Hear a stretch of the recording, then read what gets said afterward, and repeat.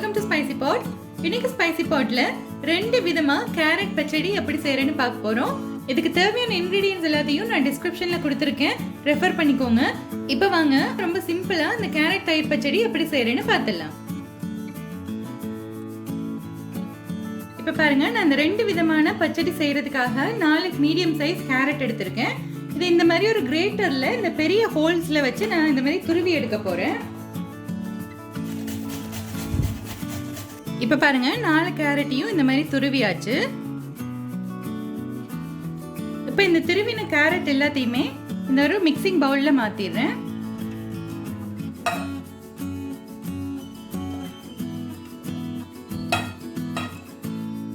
கொஞ்சமா ஒரு 1/4 டீஸ்பூன் அளவுக்கு மிளகுத்தூள் சேர்த்துடலாம். இது ஆப்ஷனல் தான், உங்களுக்கு விருப்பம் இல்லைன்னா விட்டுடலாம். 2 பச்சை மிளகாயை குட்டியா கட் பண்ணியிருக்கேன். இது ஒரு 10 சின்ன வெங்காயத்தை இந்த மாதிரி ரொம்ப கொட்டியா கட் பண்ணியிருக்கேன்.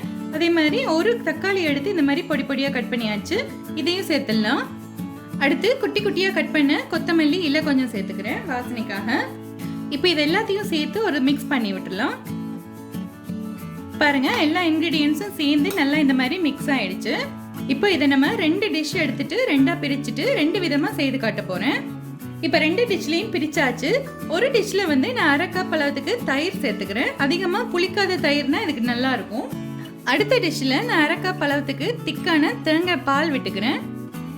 தயிர் சாப்பிட மாட்டோம், வேகன் டயட் இதெல்லாம் பண்றவங்க வந்து இந்த தேங்காய் பால் விட்டு செய்யலாம். தயிர் சாப்பிட்றவங்க இந்த மாதிரி தயிர் விட்டு செய்யலாம். இப்போ ரெண்டையுமே நல்லா இந்த மாதிரி ஒரு தடவை மிக்ஸ் பண்ணி விட்டுலாம்.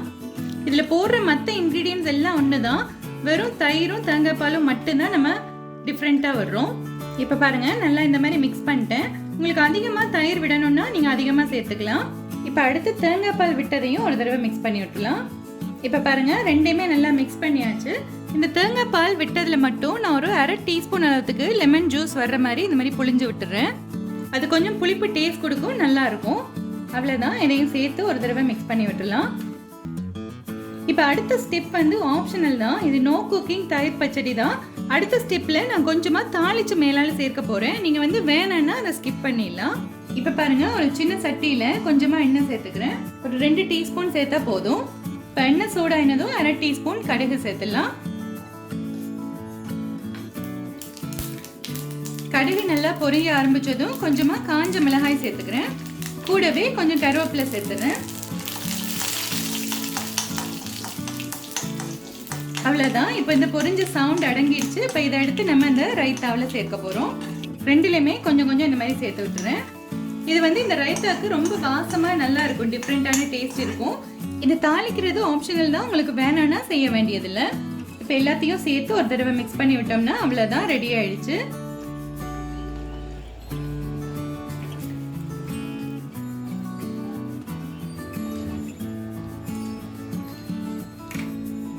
இப்போ இந்த ரைத்தாவை நம்ம எது கூட வேணாலும் சாப்பிடலாம். வெரைட்டி ரைஸ், பிரியாணி, இல்லைன்னா வெறும் சாதத்தோட எல்லாத்தோடையுமே ரொம்ப நல்லா இருக்கும். இப்போ பாத்தீங்களா ஃப்ரெண்ட்ஸ், 2 விதமான கேரட் பச்சடி எப்படி செய்யறேன்னு பார்த்தாச்சு. வேகன் டயட் செய்யறவங்க தயிர் சேர்க்காம தேங்காய் பால் விட்டு செய்யலாம். மற்றவங்க வந்து தயிர் சேர்த்து செய்யலாம். தாளிக்கிறதும் தாளிக்காததும் உங்களோட இஷ்டம் தான். தாளிச்சு செய்யறப்போ வேற மாதிரி ஒரு நல்ல டேஸ்ட் இருக்கும். ஒரு தடவை ட்ரை பண்ணி பாருங்க. உங்களுக்கு இந்த ரெசிபி பிடிச்சிருந்துச்சுன்னா என்னோட சேனலை சப்ஸ்கிரைப் பண்ணுங்க, மறக்காம கமெண்ட் பண்ணுங்க, அப்படியே உங்க ஃப்ரெண்ட்ஸ் அண்ட் ஃபேமிலி கூட ஷேர் பண்ணுங்க. நன்றி.